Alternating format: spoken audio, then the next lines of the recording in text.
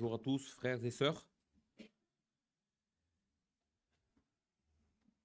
Nous avons chanté tout à l'heure, Seigneur, aide-moi à prendre la croix. Et par la providence de Dieu, vraiment, c'est exactement ce que nous allons voir aujourd'hui. Que signifie suivre Christ, prendre sa croix et marcher avec lui? Donc, je vais vous inviter à ouvrir vos Bibles, s'il vous plaît, dans l'évangile de Matthieu.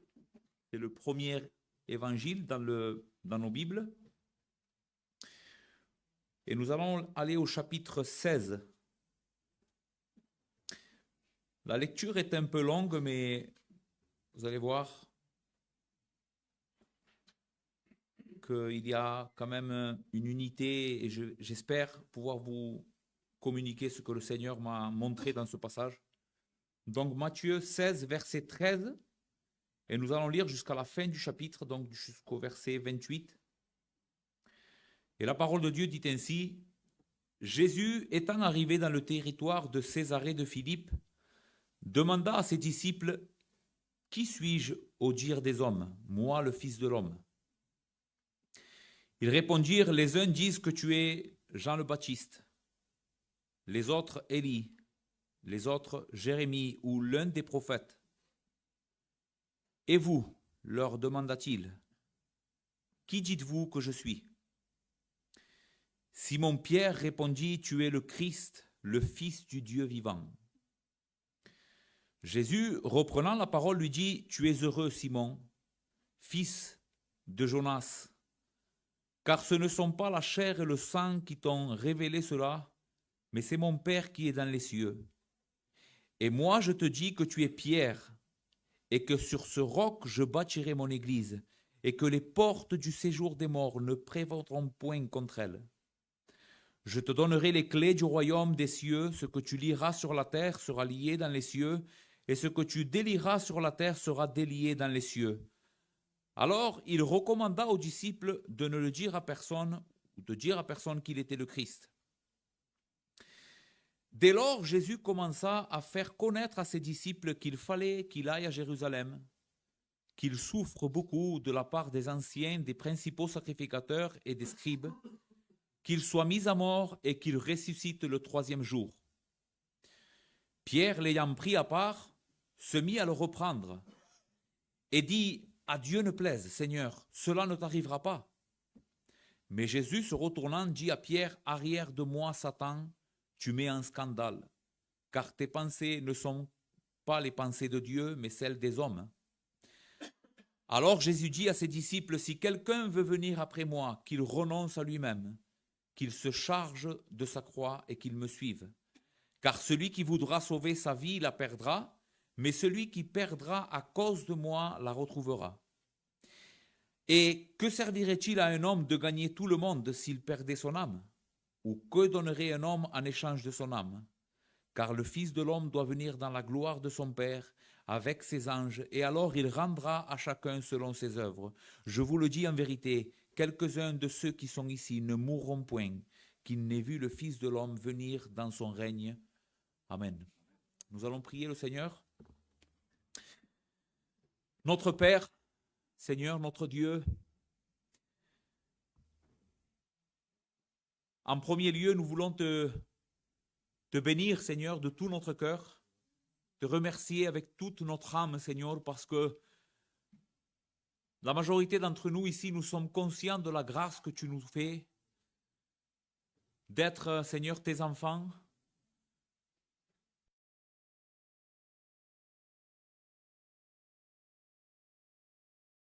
Nous avons été tes disciples, Seigneur. Tu as fait exactement la même chose avec nous. Aujourd'hui, je te prie, Seigneur, de nous bénir à travers de ta parole. Seigneur, garde nos cœurs, garde cette Église. Seigneur, garde-nous de ne pas comprendre la nature de la vie chrétienne. Seigneur, nous voulons mieux connaître ta vérité afin de mieux marcher avec toi. Seigneur, et d'expérimenter la puissance de la résurrection. Aide-nous, notre Père. Nous te le supplions au nom de Jésus. Amen. Voici le message de ce matin que le Seigneur veut nous enseigner à partir de ce texte. Nous voulons souvent la victoire sans le combat, la gloire sans la croix, mais Jésus nous offre mieux, une victoire certaine sur un chemin qui transformera nos cœurs. Ceci est le cœur du message que je voudrais partager avec vous aujourd'hui. Malheureusement, frères et sœurs, nous avons tendance à nous forger une fausse image de la vie chrétienne et souvent on est dans la déception parce qu'on n'est pas en train de vivre ce à quoi on s'attendait, mais en réalité, c'est la grâce de Dieu, c'est le chemin que Dieu a choisi pour chacun d'entre nous. Pourquoi j'ai choisi de faire une pause à notre exposition du livre de la Genèse? Parce que certains d'entre vous sont en train de lutter peut-être avec une maladie, peut-être vous êtes malade, peut-être d'autres sont en train de souffrir dans la famille, ils ont des luttes familiales avec des enfants, avec leur épouse, etc. Et je crois qu'on a besoin de temps en temps d'être exhortés par le Seigneur. Nous avons besoin de temps en temps de voir comment Christ prend soin de nous, quelles sont ses promesses. Tout simplement, le voir lui, c'est ce qui transforme nos cœurs et c'est ce qui nous fait avancer. Les frères, la vie est dure. La vie est extrêmement dure. Et si nous ne gardons pas nos yeux fixés sur Christ, alors on va vivre dans la foi, parce que vous allez voir aujourd'hui, le vrai chrétien ne peut pas échouer, mais nous allons être malheureux, alors que Christ a fait une provision de grâce qui, au milieu de l'épreuve, au milieu de la souffrance, au milieu de la maladie, un chrétien peut traverser tout ça avec sérénité, avec confiance et une joie, les frères, qui surpasse tout entendement. Ce n'est pas une joie du monde, c'est une joie qui vient de Dieu. Donc c'est ce que je voudrais partager avec vous ce matin. Donc ce matin, vraiment, je veux qu'on s'encourage ensemble. Je veux qu'on se prenne de la main et qu'on dise, allez, on va y aller, jusqu'à ce que Christ revienne. J'ai 3 choses à vous annoncer ou à vous enseigner à partir de notre texte ce matin. Premièrement, nous allons voir une confession qui est vraie, mais une compréhension incomplète de ce qu'est le plan de Dieu pour nous. Donc une confession qui est vraie, mais une compréhension incomplète. Deuxièmement, un appel exigeant, la croix avant la gloire. Troisièmement, la promesse invincible de Christ qui soutient notre foi, je bâtirai mon Église. D'accord? Donc 3 points qui nous aideront à mieux comprendre ce passage. Commençons donc avec le premier point qui est une confession vraie, mais une compréhension incomplète. Jésus ici, on se trouve à peu près, ça fait 2 ans et demi que le Seigneur a commencé son ministère public. Il a beaucoup enseigné, il a déjà beaucoup annoncé au monde et à ses disciples qui il est. Ce n'est pas la première fois que ses disciples font cette confession de lui. Tu es le Christ.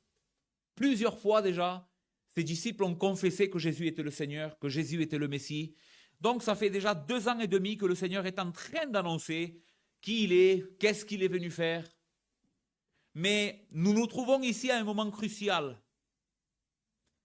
Jésus commence à faire des déclarations à son sujet qui, jusqu'à maintenant, il ne l'avait jamais fait. Il commence à dire quelle va être la nature de son œuvre. Pourquoi il est venu, même s'il est le Messie, nous allons voir plus loin que Christ va expliquer à ses disciples que pour sauver, il va devoir souffrir. Pour sauver les frères, il va devoir donner sa vie. C'est-à-dire que Christ voit la gloire qu'il va en résulter de son œuvre. Il sait, Jésus, qu'il va être vainqueur sur les ténèbres, sur la mort, sur le diable, qu'il va nous sauver. Mais il est conscient aussi que cela va tout lui coûter. Et donc Jésus va prendre ses disciples. À ce moment-là, Jésus, on voit dans les évangiles qu'il commence de moins en moins à avoir de communion avec ces grandes foules qui tout le temps l'entouraient. Il commence à se retirer dans des endroits un peu déserts avec ses disciples et il commence à enseigner plus particulièrement ses disciples. Il veut les équiper. Il veut qu'ils soient conscients de la nature de la vie chrétienne. Qu'est-ce qui les attend? C'est ce que Jésus veut faire. Et donc, il pose une question qui, je pense, frères et sœurs, est la question la plus importante de toute la vie. il n'y a pas une question plus importante que celle que Jésus pose à ses disciples là et il te pose à toi aujourd'hui.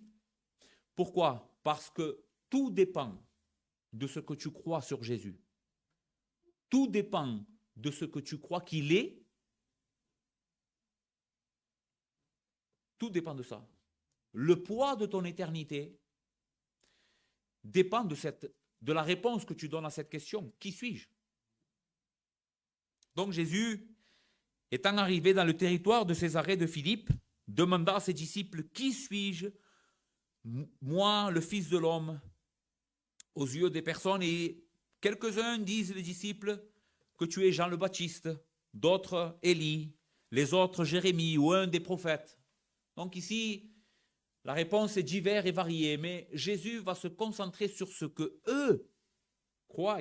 Sur lui, il va affiner sa question, préciser sa question. Il va dire, et vous, que dites-vous que je suis? Qu'est-ce que je suis? Et Pierre, Simon Pierre, qui est ici un représentant des apôtres, d'accord? Il parle, en réalité, il faut qu'on comprenne ce texte de cette manière. Pierre est en train de parler au nom des apôtres. Je ne vais pas pouvoir expliquer parce qu'il y a plein de vérités dans ce texte très important, mais je ne vais pas me concentrer sur les détails.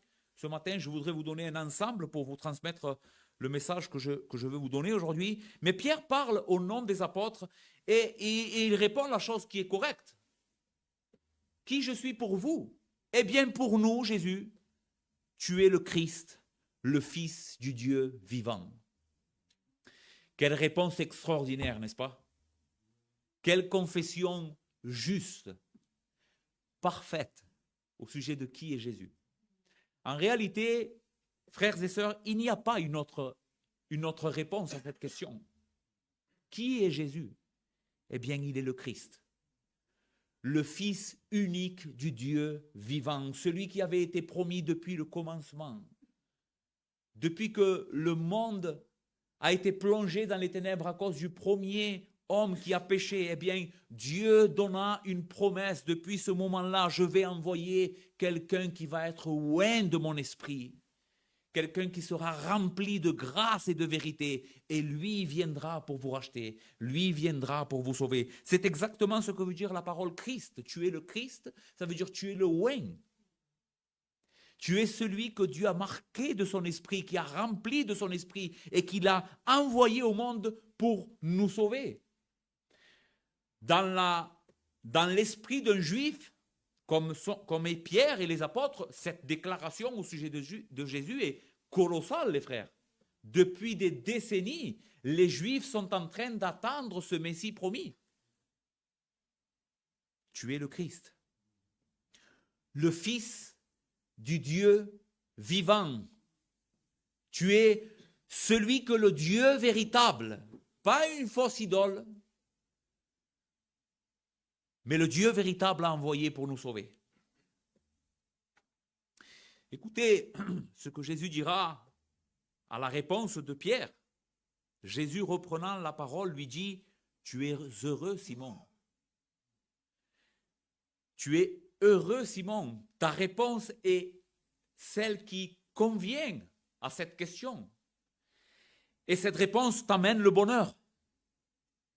Cette réponse, en réalité, cette connaissance que tu as de ma personne, de qui je suis, de pourquoi je suis là, Simon, cela sauve ta vie. Cela te remplit. Fais de toi quelqu'un sur qui le regard et le sourire de Dieu est sur sa vie. Tu es heureux, Simon, fils de Jonas. Maintenant, écoutez cette petite précision que Jésus fait qui est extraordinaire. Car ce ne sont pas la chair et le sang qui t'ont révélé cela, mais c'est mon Père qui est dans les cieux. Frères et sœurs, si la réponse correcte à cette question est celle que Simon-Pierre donne ici, tu es le Christ, le Fils du Dieu vivant, Jésus nous enseigne immédiatement que cette réponse, cette heureuse réponse qui sauve Pierre n'est pas le fruit de l'intelligence de Pierre. Ce n'est pas parce que Pierre est plus intelligent que le reste ou les apôtres. Non, Jésus dit que c'est une grâce. C'est un cadeau fait de Dieu à Pierre. C'est un cadeau fait de Dieu aux apôtres. C'est un cadeau fait de Dieu à ta vie. Mon cher frère, ma chère sœur, si tu aimes Jésus et que tu as compris qu'il est le Christ, le Fils du Dieu vivant, et que tu as déposé ta confiance en lui et que cela te remplit de joie, c'est parce que Dieu t'aime.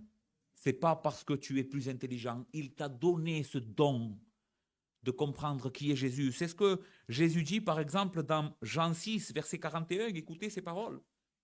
Les Juifs murmuraient à son sujet parce qu'il avait dit « Je suis le pain qui est descendu du ciel ». Jésus va faire une déclaration complètement extraordinaire, mais incompréhensible pour les personnes qui l'écoutaient. « Je suis le pain qui est descendu du ciel, qui donne la vie ». Et les Juifs qui avaient entendu ça, ils murmuraient à son sujet. Pourquoi? Ils disaient, n'est-ce pas là Jésus, le fils de Joseph, celui dont nous connaissons le père et la mère? Vous voyez, ils ne comprennent pas qui est Jésus. Ils n'arrivent pas à dire, c'est vrai, il est le Christ, le fils du Dieu vivant. Et écoutez pourquoi. Quelques-uns rejettent Jésus, d'autres croient en lui. Jésus leur répondit, « Ne murmurez pas entre vous, nul ne peut venir à moi si le Père qui m'a envoyé ne l'attire, et je le ressusciterai au dernier jour. » Jésus enseigne ici la même chose qu'il vient de dire à Pierre. « Pierre, tu reconnais que je suis le Christ, le Fils du Dieu vivant? Eh bien, Pierre, cela t'a été révélé du ciel. C'est mon Père, Pierre, qui t'a ouvert les yeux sur cette vérité et qui fait de toi un homme bienheureux. » Jésus dans Luc 10, versets 21 à 24, ne le cherchez pas. En ce moment même, Jésus tressaillit de joie par le Saint-Esprit et il dit, « Je te loue, Père, Seigneur du ciel et de la terre, de ce que tu as caché ces choses aux sages et aux intelligents. » La mission et l'identité de Christ est cachée pour les sages et les intelligents, mais que tu les as révélés aux enfants. Oui, Père, je te loue de ce que tu l'as voulu ainsi. Toutes choses m'ont été données par mon Père, et personne ne connaît le Fils si ce n'est le Père, ni qui est le Père si ce n'est le Fils, et celui à qui le Fils veut le révéler. Et se tournant vers ses disciples, il leur dit en particulier, « Heureux vos yeux, heureux tes yeux, mon frère, ma sœur, parce que tu vois. Heureux vos oreilles, parce qu'elles entendent, car je vous le dis, beaucoup de prophètes et de rois ont désiré entendre, comprendre, voir ce que toi, un petit homme qui n'a pas beaucoup d'instruction, une femme, que personne ne fait cas, tu entends et tu vois. Heureux. Heureux tu es, car tes yeux ont été ouverts à cette merveilleuse réalité. Christ est le Fils de Dieu. Christ est le Fils de Dieu. Donc, il y a une confession, n'est-ce pas, qui est bonne. Une compréhension de l'identité de Christ qui sauve et que Pierre et les apôtres avec lui ont et témoignent. Mais malgré leur réelle connaissance de Christ et leur foi en lui, la suite du texte nous démontre que les disciples n'avaient pas une bonne compréhension, une compréhension claire de la nature et de l'œuvre que Christ était venu accomplir. Et surtout, qu'est-ce que cela signifiait de suivre Jésus? Là, on rentre dans le cœur du message. Les disciples comprennent Jésus, qui il est, et ils sont sauvés par cette révélation que le Père leur a donnée, mais ils ont besoin encore d'être enseignés. Ils ont besoin encore d'être mieux équipés pour comprendre qu'est-ce que c'est suivre ce grand Messie, ce grand roi qui est venu nous sauver de ce côté-ci de l'éternité. Qu'est-ce que c'est? Qu'est-ce que cela signifie?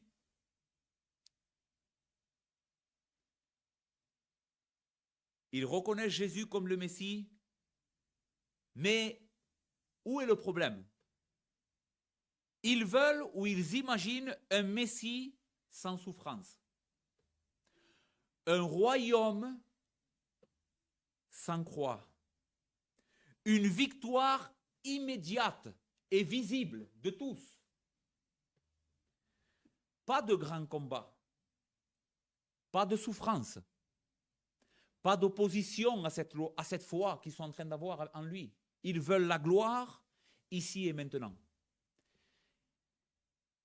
Maintenant, atterrissons un peu ce premier point et laissez-moi appliquer à nous. Qu'est-ce que nous dit sur notre cœur cette vérité que les disciples étaient en train d'expérimenter? Eh bien, chers frères et sœurs, il est possible de confesser Jésus, d'avoir une doctrine pointue, parfaite, au sujet de la divinité de Christ, de son identité, et de comprendre l'évangile et mettre notre foi en lui et être sauvé, mais ne pas avoir une bonne compréhension de ce que cela implique dans la vie quotidienne. Nous sommes sauvés, mais nous ne savons pas qu'est-ce que cela signifie de suivre Christ. Ou en tout cas, pas bien.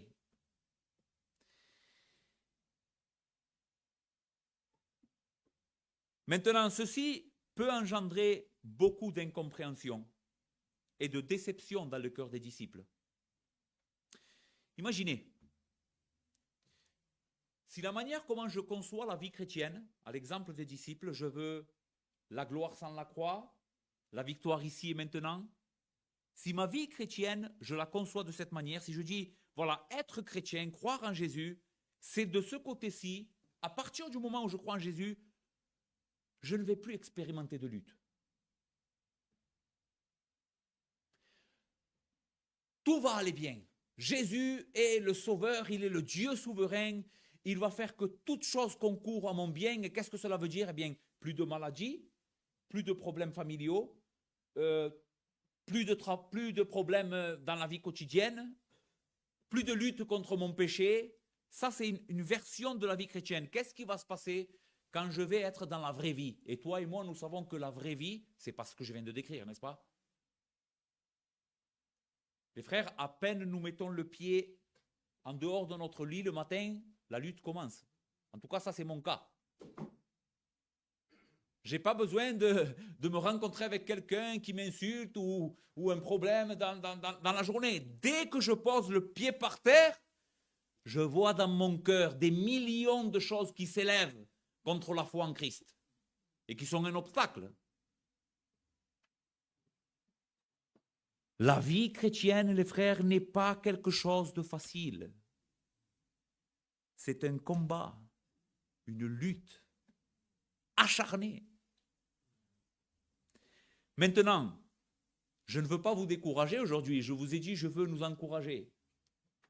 Au milieu de cette lutte, Christ est avec nous. Christ est là. Et il nous promet une victoire certaine. Mais nous devons être conscients de cette réalité. Pourquoi? Parce que ne pas être conscient, c'est toujours être déçu. Ah, c'est pas ce que j'attendais, Seigneur.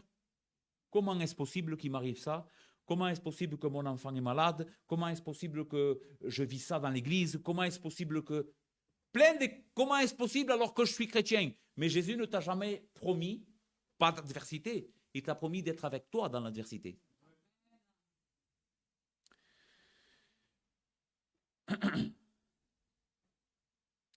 Donc, plein de choses qui nous attristent, les frères. Notre propre péché, le péché des autres, rend le pèlerinage difficile. Et la route qui nous sépare d'ici à la gloire, des fois quelque chose d'insupportable. Vraiment, les frères. Quelquefois, on se demande, est-ce que je vais y arriver? Est-ce que tu es comme moi? Je veux vous parler de cœur à cœur aujourd'hui. Est-ce que tu es comme moi? Plein de fois, mon frère, ma soeur, je suis désespéré. Je me dis, Seigneur, véritablement, je vais tenir jusqu'au bout? Est-ce que je vais y arriver? Tu te poses la même question?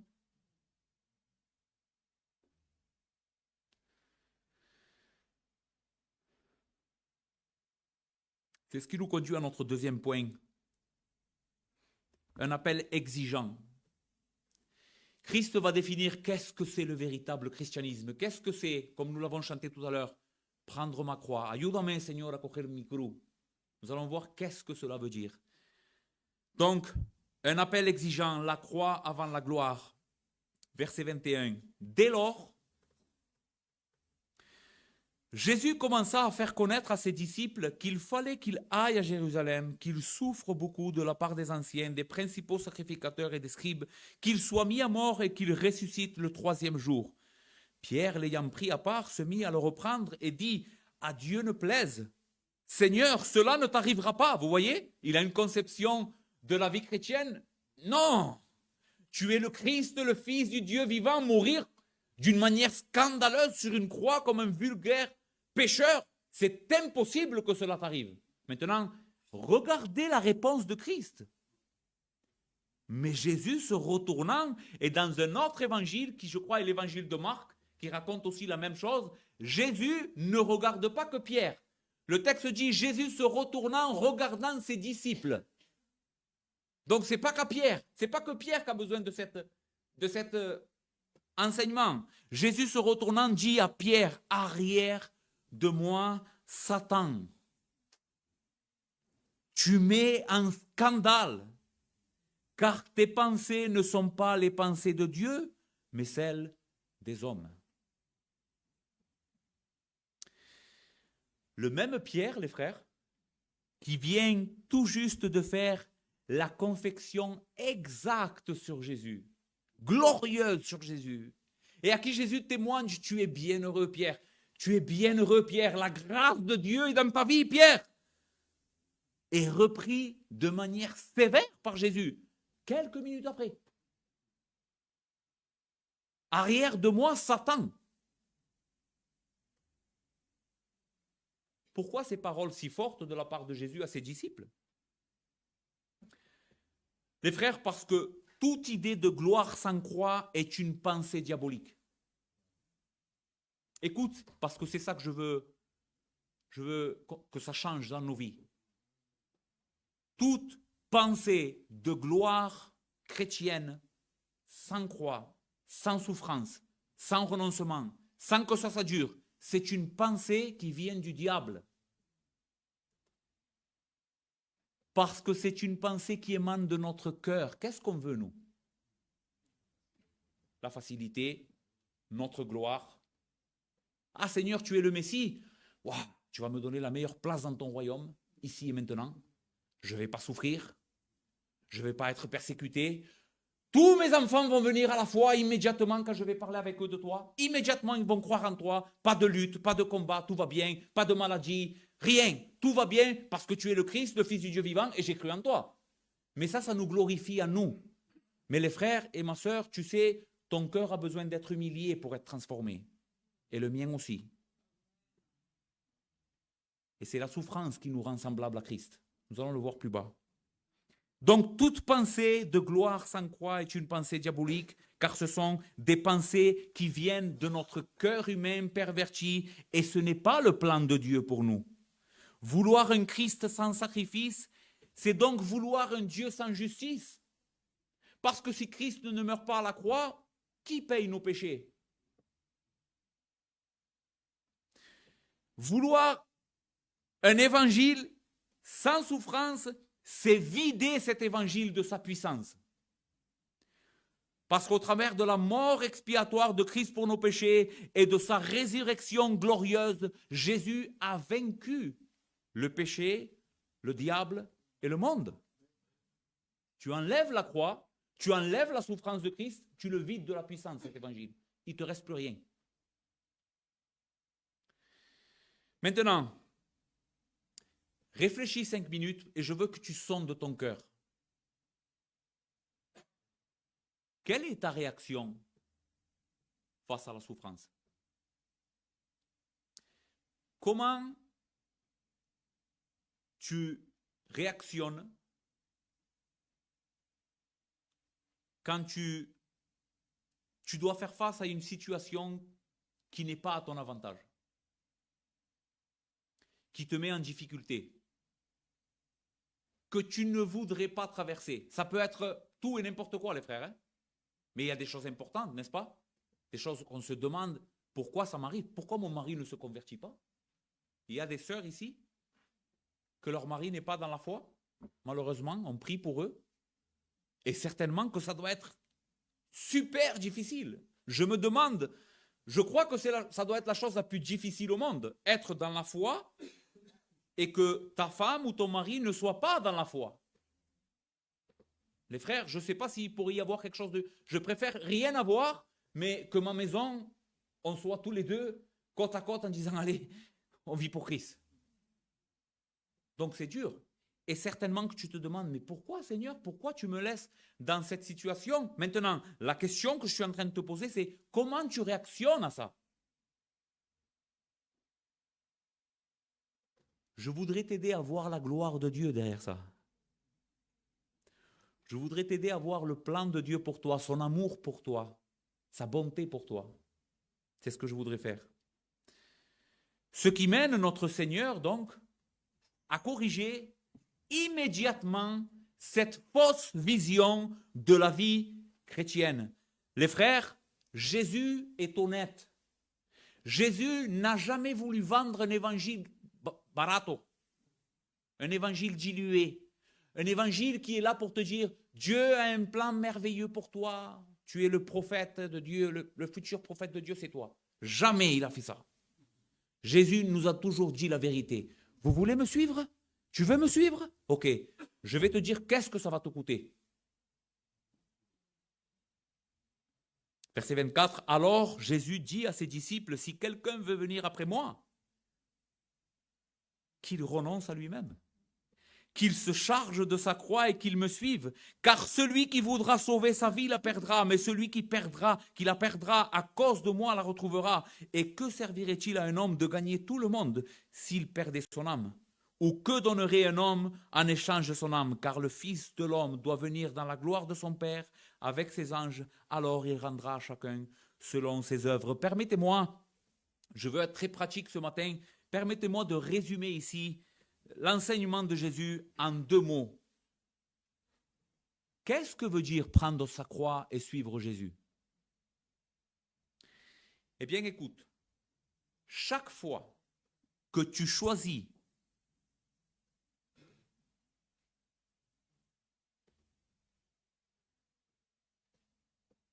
de faire ce qui t'est avantageux à toi, tu n'es pas en train de prendre la croix. Si tout ce que tu fais, tu le fais pour en retirer un avantage, et les frères, ceci peut prendre la forme de la sainteté. Ceci peut prendre la forme de la sagesse. Mais cette sagesse, derrière cette sagesse, il y a une prédisposition, un amour de soi. Si je fais les choses pour mon avantage, je ne suis pas en train de prendre la croix. Chaque fois que je fais les choses pour Christ, pour son royaume, pour sa gloire, alors je suis en train de me charger de la croix. Maintenant, cela implique de vivre pour les autres. Et comme je vous dis, je veux être très pratique. Écoutez ce que Paul dit. Et Philippiens 3, versets 7 à 11. Mais ces choses qui étaient pour moi des gains, et ici Paul est en train de parler, je suis hébreu, né d'hébreu, quant à la loi, impeccable, quant aux zèles, pharisien. Il est en train de parler donc de sa vie impeccable religieuse. Et Paul dit, ce qui était ces choses, ce qui était pour moi un gain, je les regarde comme une perte à cause de Christ. Et même je regarde toute chose comme une perte à cause de l'excellence de la connaissance de Jésus-Christ, mon Seigneur, pour lequel j'ai renoncé à tout. Et je regarde comme de la boue afin de gagner Christ et d'être trouvé en lui, non avec ma justice, celle qui vient de la loi, mais avec celle qui s'obtient par la foi en Christ, la justice qui vient de Dieu par la foi. Écoutez bien, ainsi je connaîtrai Christ et la puissance de sa résurrection. Et qu'est-ce que veut connaître Paul? Et la communion de ses souffrances, en devenant conforme à lui, par sa mort, pour parvenir, si je le puis, à la résurrection d'entre les morts. Paul ne veut pas que la gloire dans l'évangile. Il sait que la gloire est là, mais c'est une gloire qui n'est pas ce qu'on croit.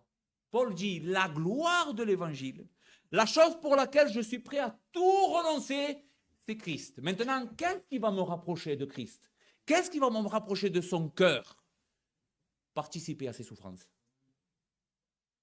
De ce côté-ci de l'éternité, les frères, ce qui nous rend le plus semblable à Christ, c'est la souffrance et l'opprobre pour l'évangile. Et on est loin, les frères, on est loin, toi et moi, on est loin de dire je veux l'opprobre. Je veux qu'on parle mal de moi, je veux. Qui le fait ça? À cause de l'évangile, bien sûr, pas qu'on parle mal de toi parce que c'est vrai. Mais si on parle mal de toi à cause de l'évangile, parce que tu es en train de vouloir chercher Christ, chercher la vérité, vivre dans la justice, quelquefois c'est difficile, mais Paul dit c'est ça que je veux. Maintenant, je vais être encore plus pratique. Dans la bouche même de Jésus, écoutez ce que veut dire prendre sa croix et le suivre. Écoutez bien.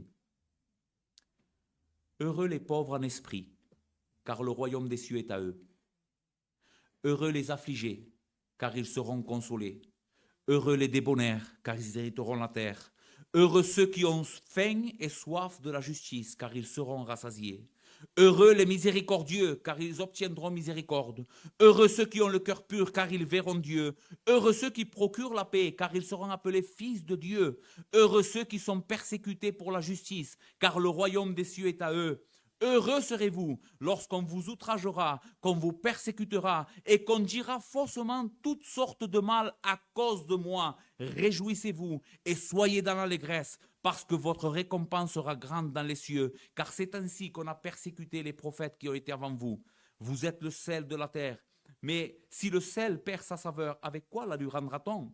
Il ne sert qu'à être jeté dehors et foulé aux pieds par les hommes. Vous êtes la lumière du monde. Une ville située sur une haute montagne ne peut être cachée. Et on n'allume pas une lampe pour la mettre sous le boisseau, mais on la met sur le chandelier et elle éclaire tous ceux qui sont dans la maison. Que votre lumière luise ainsi devant les hommes et qu'ils voient vos bonnes œuvres et qu'ils glorifient votre Père qui est dans les cieux. Qu'est-ce que ça veut dire? Prendre sa croix et le suivre. C'est aimer la justice. C'est aimer la justice. C'est être miséricordieux. C'est aimer sans attendre rien en retour. Tu vois, c'est pas prendre ma croix, c'est mes problèmes. Non, non, non. C'est être un chrétien. C'est ça, prendre sa croix et le suivre. Ça va tout te coûter, mon frère, ma soeur. Ça va tout te coûter. Ta réputation, ton nom, ton honneur, ta gloire. Tout ça, tu vas le perdre. Mais bienheureux seras-tu si tu le perds pour Christ. Parce que le jour où il va revenir, les hommes verront. Les hommes verront et tu seras grandement loué par ton Dieu que tu as servi dans le secret. Parce que je ne suis pas en train de vous dire ici qu'il faut faire ça pour que les gens le voient. Jésus dira, gardez-vous de pratiquer votre justice devant les hommes pour en recevoir de la louange. Ce n'est pas ce que je suis en train de te dire, mais vis ça dans le secret. N'en parle à personne. Mais si tu veux obéir à Christ et être un bon chrétien, ça sera ça, prendre ta croix.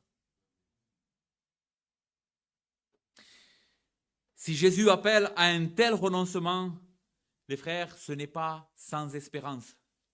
Il termine cette exhortation à ses disciples avec une promesse glorieuse. Jésus parle de son retour glorieux, du jugement des justes et des récompenses à venir. Voici ce que Christ met devant nos yeux pour nous inciter à vivre cette vie de renoncement, à vivre cette vie de croix et de souffrance de ce côté-ci de l'éternité. Parce qu'un jour vient où Christ viendra mettre fin à ça. On ne doit pas se réjouir de la maladie. On ne doit pas se réjouir de que mon enfant ne veut pas venir à Christ. Je ne te dis pas de te réjouir de ce qui t'arrive. Parce qu'un jour vient où tu vas en être libéré. Mais il y a une manière de traverser cette vie. Et la manière de la traverser, c'est prendre l'opprobre. La croix, donc, n'est pas la fin de l'histoire, La souffrance n'est pas le dernier mot. La mort n'aura pas la victoire. Celui qui perd sa vie pour Christ la retrouvera. Et celui qui persévère ne persévérera pas en vain. Ce qui nous amène à notre dernier point, et je vais être beaucoup plus brève. Pourquoi on peut vivre une telle vie chrétienne, les frères? Pourquoi c'est possible? Ce que je suis en train de vous annoncer aujourd'hui, ce n'est pas quelque chose d'impossible. Ce n'est pas quelque chose de super chrétien. Il ne faut pas être un super chrétien spirituel pour vivre ça. C'est tout simplement parce que nous avons un sauveur glorieux, suffisant. Le fondement de notre force chrétienne, de notre foi, ce n'est pas nous, c'est lui. Ce qui nous amène à notre dernier point, Christ bâtit son Église, la promesse invincible qui soutient notre foi. Au verset 18, nous remontons un peu. Et moi je te dis, après la confession de Pierre, et moi je te dis que tu es Pierre, et que sur ce roc je bâtirai mon église, et que les portes du séjour des morts ne prévaudront point contre elle. Je te donnerai les clés du royaume des cieux. Ce que tu liras sur la terre sera lié dans les cieux, et ce que tu délieras sur la terre sera délié dans les cieux. Maintenant les frères, ce n'est pas mon intention ici de vous faire un exposé de ce que ce texte veut dire. Qu'est-ce que veut dire que Pierre soit le roc sur lequel Christ va bâtir son église? Je sais qu'il y a plein de questions ici, mais il nous faudrait une prédication tout entière. Et si Dieu veut, on le prêchera dans pas trop longtemps. D'accord? Mais, ce qui est sûr, c'est que Jésus ici fait une promesse extraordinaire, qui est notre assurance. Écoutez les paroles que Jésus dit. La confession que tu as faite, Pierre, et sur toi, Pierre, et les autres disciples, je vais construire mon église. Les disciples sont le fondement de l'église. C'est ce que Jésus est en train de dire ici.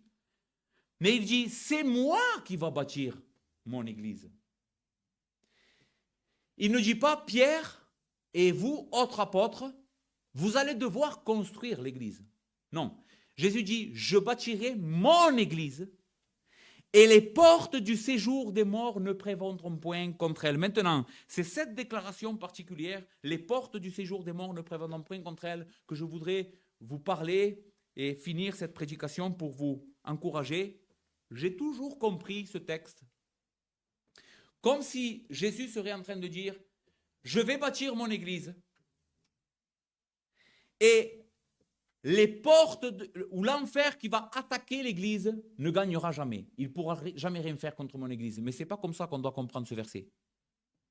Jésus n'est pas en train de dire que l'église sera attaquée par l'enfer et elle sera protégée. Ce que Jésus est en train de dire, et écoute bien, c'est que l'église est en train d'attaquer les portes de l'enfer et que l'enfer ne pourra pas résister.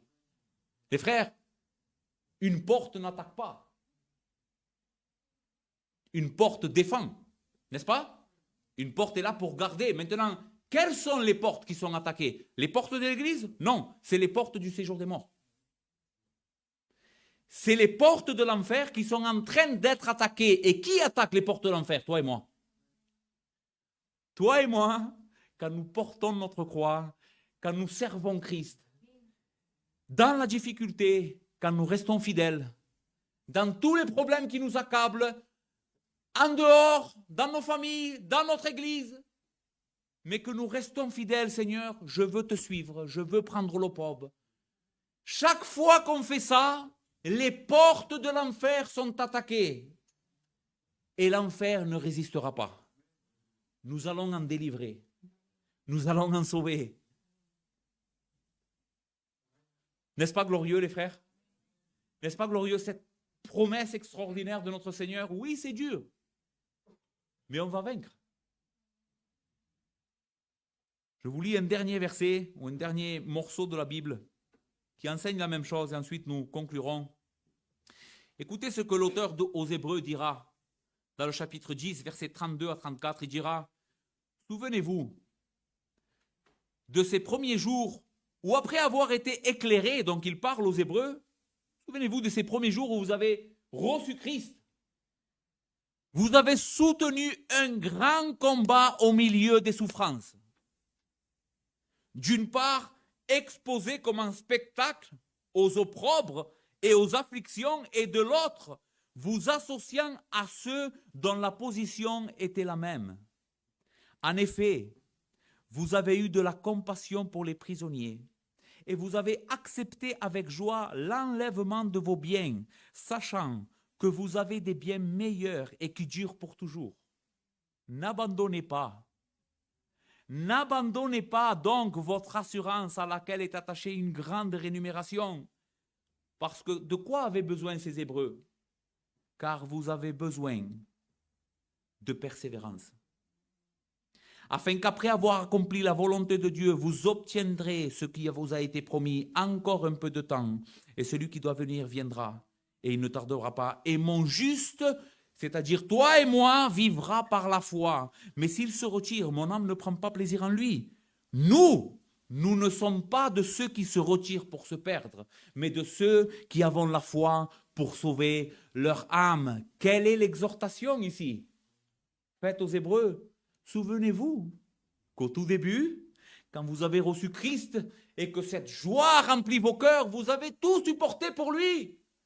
On vous enlevait vos biens, mais vous étiez heureux. On vous persécutait, mais vous étiez content quand même. Vous vous êtes associés au pire. Vous vous êtes associés aux prisonniers. Vous êtes allés visiter les pauvres.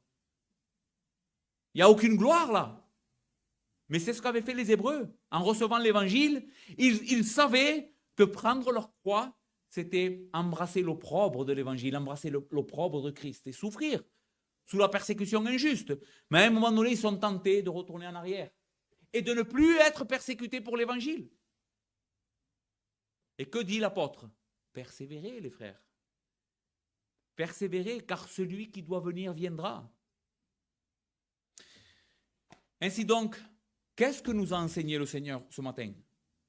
Eh bien que nous devons avoir une bonne conception de l'Évangile. Qu'est-ce que c'est l'Évangile? C'est glorieux. Ça a sauvé nos âmes.